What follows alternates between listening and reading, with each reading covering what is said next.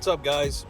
So Marcos over at Dust and Bust, he challenged me to the taco challenge several weeks back, and every time I come to Taco Tuesday I would forget to do my taco challenge. So the place I go to is called Rosa's Cafe here in Temecula, California. These are not like Duddie's adventure type tacos. These are like generic, I'll call them Western Canadian tacos, not that America, middle Texas place that he's from where everything is blazing hot. I mean, they have those places here too, but it's not for me. I like the generic American tacos, ground beef in them. So anyway, tacos up. Yeah, we'll catch you next time. All right, gonna start taking apart the top end on the 440, clean it up, paint it turquoise because it's going in a 68, and then putting the Frieburger heads on top of it and putting it back together.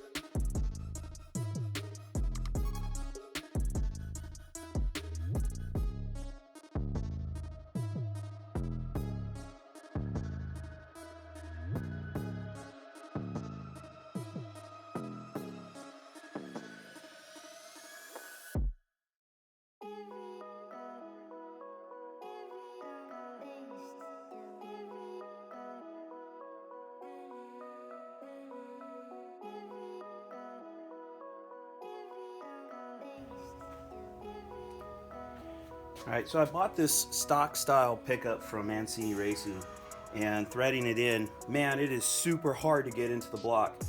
And just when I thought, okay, it can't go any further, I go to put the pan on and it is like severely rocking. Nowhere close, huge gap, so it's got to go deeper. So I do a whole extra turn, same thing, another extra turn, same thing. I think it was 3 turns total by hand, and I'm torquing on this thing to get it down far enough, right? And I put it on, I could still hear the pan like hitting the pickup. It's really close to being a zero gap. So then to get it any further, I couldn't do it by hand. I had to put a pipe wrench on it to get it to go one more turn. So the pan clears now. But the question is, how much clearance do I have between the pickup and the pan? So looking online, it should be 3/16 to 3/8. So looking at this guy here, here's the 16th side. So that's going to be from right there, or the 3/8 side to right there. So anywhere between those two distances. So I've got some modeling clay. I'm going to put this on the pan, and then we're gonna see. I'm gonna put the pan on here and see how close it really is.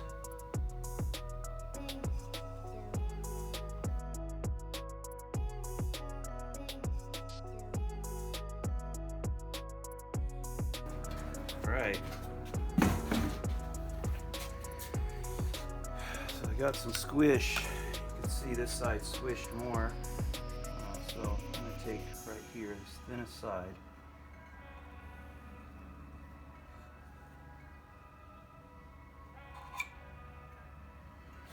We're gonna measure that. It doesn't look good. So that looks super thin. Yeah, that is about a 1/16. So this thing has got to go in more.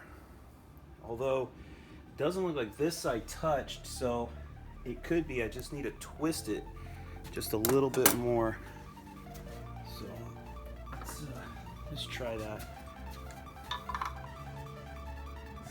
I like using the pipe wrench on this, but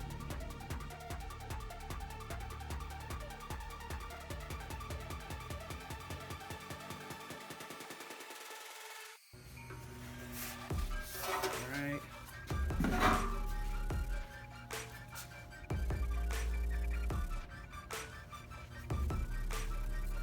Looks more even. Actually looks tighter on this side now, slightly. It's definitely not 3/16.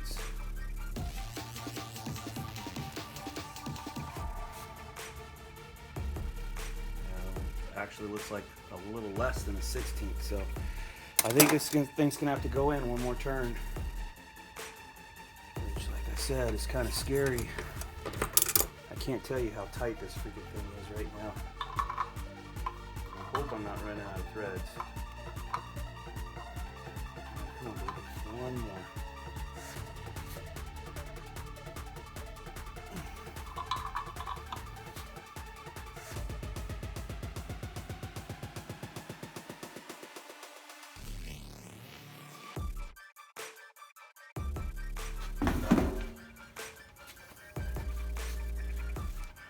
Yeah, way better. So it looks like this side didn't even really touch. This side squished a little bit. Let's see what we got here. Definitely a lot more thickness.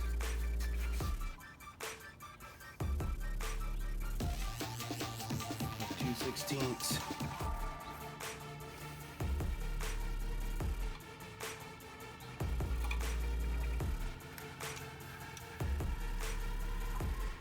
Side's like 4/16.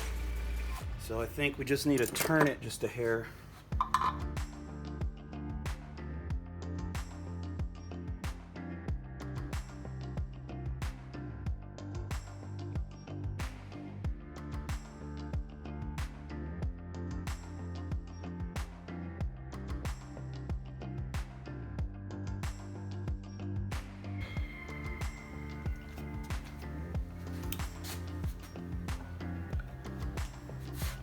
All right, so this ended up peeling out.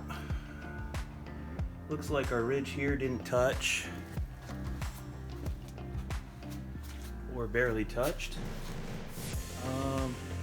So I mean, the clay did kind of pool a little bit, you know, so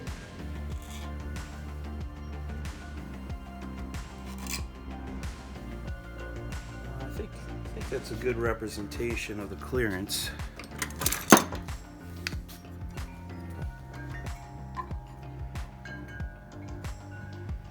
And it's about 4/16, about 4/16. So I think we're good. I really don't want to push my luck as far as trying to screw it in there farther, I just feel like, man, it feels like it's gonna break, you know, because it's just so difficult to screw in right now.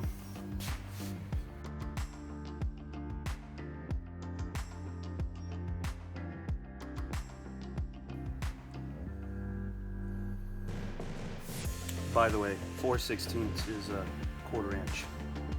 So I think we're okay there. Yeah, I'm not gonna push my luck. Stick with that.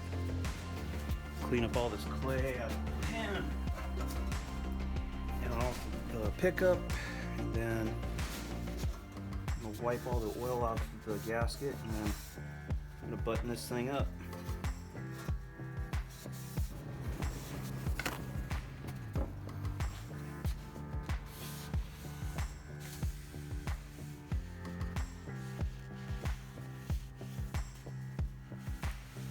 By the way, I'm reusing this. This is a windage tray that has the gasket built into it.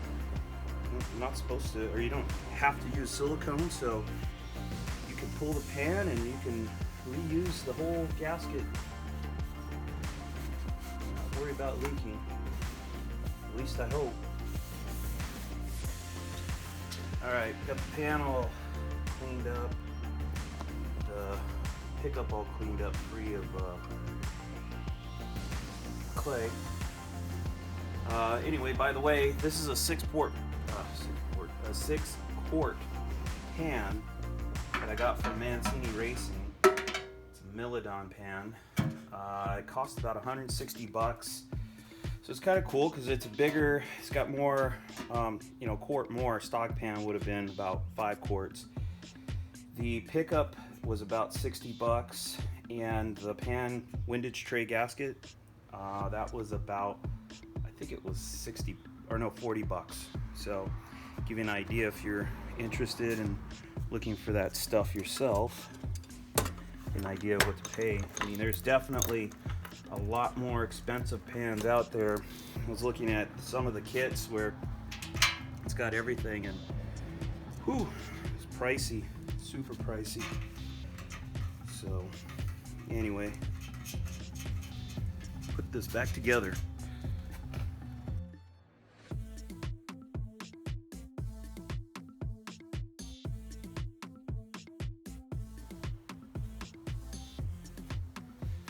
All right, manual says 200 inch-pounds. So I'm actually gonna go 180 to start with.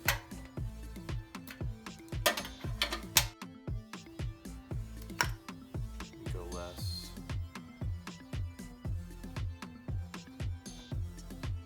70.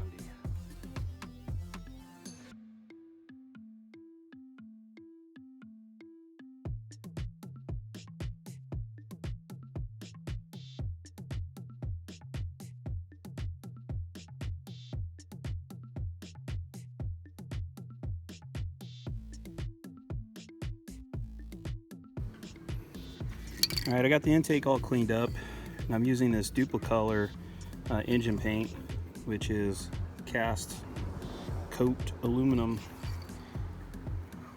part number DE1650. Anyway, I mean, it'd be a pain in the ass to try to get, I mean, you basically have to polish the intake manifold to get it, you know, super nice, and it's just gonna oxidize again, so I'm just gonna paint it.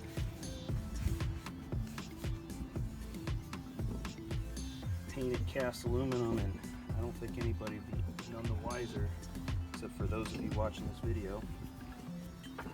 Alright, see how it comes out.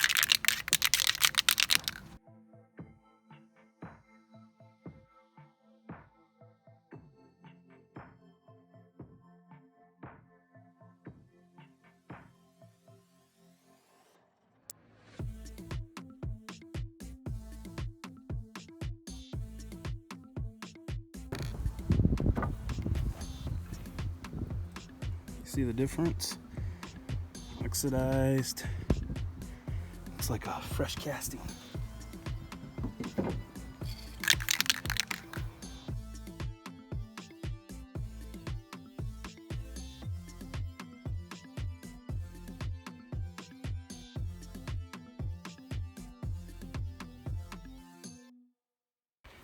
The head is like brand new, been in the box this whole time. It's not oxidized. You might be asking, why am I going to paint it? Because it is going to oxidize. So I'm going to put a coating of paint on it, and hopefully it'll hold up for a long period of time.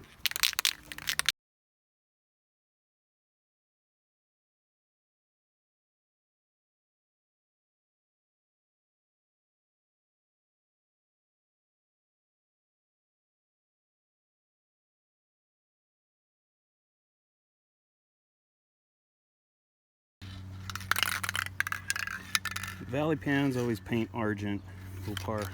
I don't know if there's enough paint in this. I hope there is.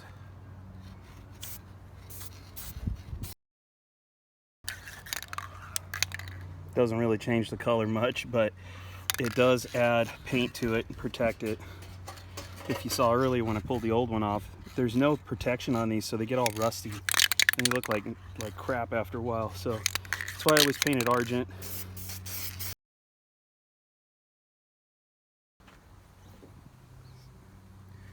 I don't know if you can see that with all the shading, but it looks good.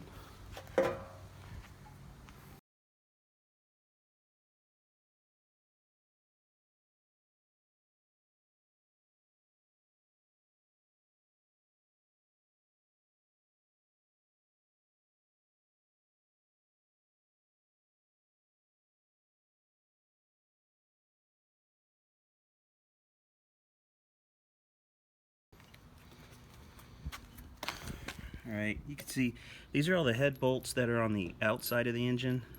They got all rusty, so I'm going to de-rust them, and then I'm going to paint the heads black.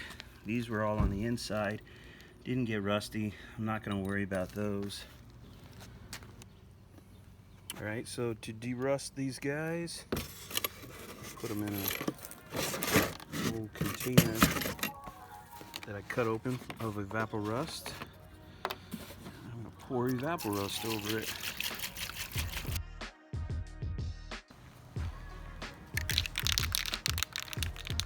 Alright, here's all the head bolts that were kind of rusty.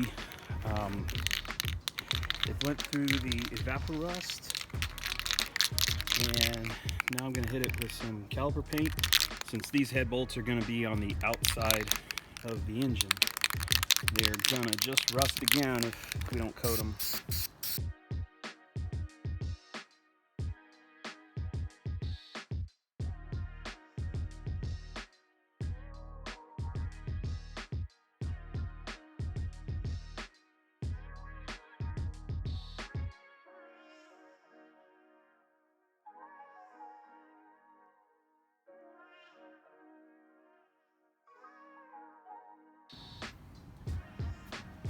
Alright, we're going to torque everything down to 70 foot-pounds, the head bolts that is.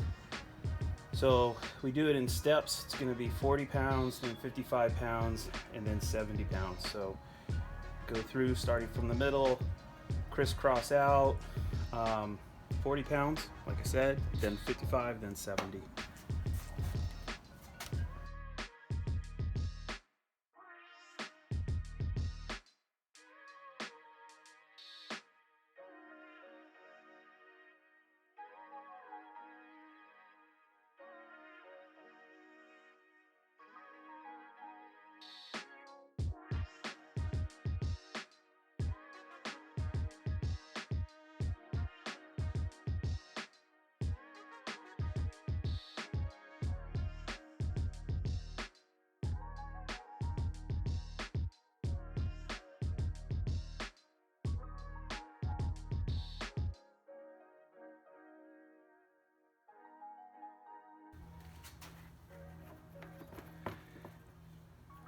So what I do is I take the composite gasket, put a coating of sealant on there, rub it on, because I don't want big gobs that are going to seep into the ports and stuff. So I want to have a minimum amount of sealant on here as possible.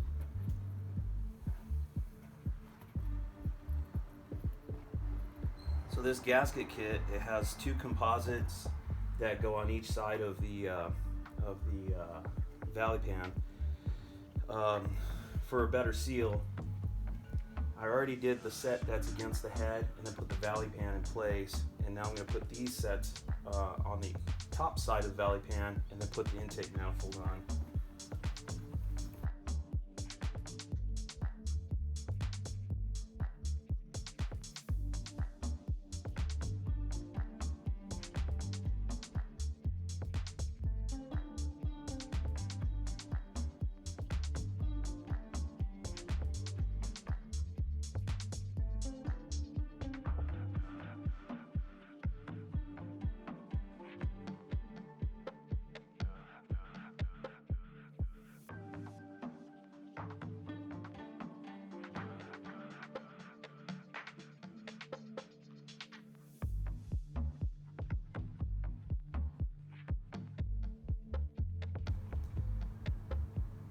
Moroso valve cover gaskets are reusable.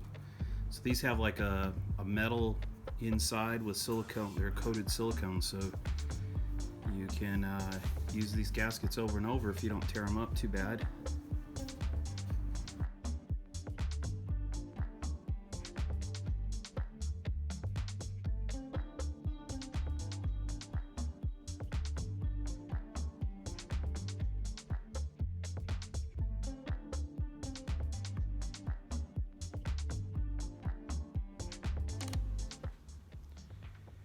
What's up, guys? Thought I'd give you a little bonus feature on 68 Mopars. I believe 67 and older is kind of the same way, but it's about the fender tag and the VIN number. Okay, so here's the little trivia thing about 68s. On 69 and later Mopars, the VIN number is actually on the fender tag, and it's a pretty good way to tie the fender tag to the particular car you have, you know, and through the VIN. The core support would have the VIN number on it as well. So if on a 69 you can go, okay, the dash frame could be changed, right?